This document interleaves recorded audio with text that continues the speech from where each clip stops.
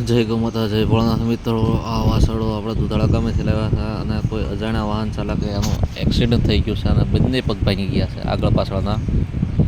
જેથી કરીને કહેવું પડે કે આપણે વાહન ચલાવતી વખતે થોડુંક ધ્યાન રાખીએ, જેથી કરીને આવા અબોલ પશુઓને પીડા ન થાય, ઈજા ન થાય અને આવા બચારા ખીબાય નહીં, જેથી કરીને આપણે કોઈ કર્મના ભાગીદાર ન બનીએ.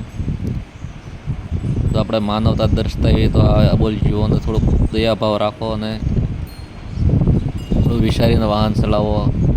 કેમ કે આપણે ગમે એટલું ફાસ્ટ વાહન આપતા હોઈએ તો આપણે કાંઈ ઉતાવળ હોય તો કાંઈ ફેર પડવો નથી. જરીક આપણે જાળવીને ચલાવીએ તો આ વાહન.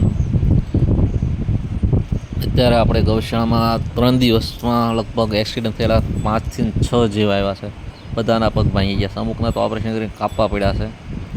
જે પીડા આપણે જો હમણાં કોઈ નંદી મહારાજ કે ગાયે કોઈ માણસને વગાડ્યું હોય તો સોશિયલ મીડિયામાં, પેપરમાં બધે આવશે, અહીંયા ખૂટીએ માણસને માર્યો, આ માર્યો. અત્યારે રોજે રોજ એટલા એક્સિડન્ટ પશુ ગૌ માતા નદી મહારાજના થાય છે. એમાં કોઈ એમ ફરિયાદ કાંઈ નથી કરતું.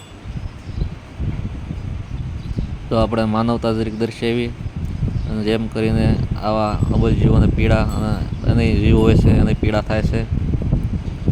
જય ગૌ માતા, જય ભોળાનાથ.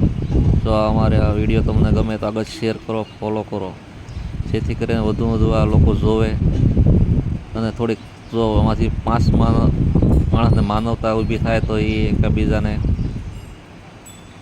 સપોર્ટ કરે ગૌ માતાના વિશે.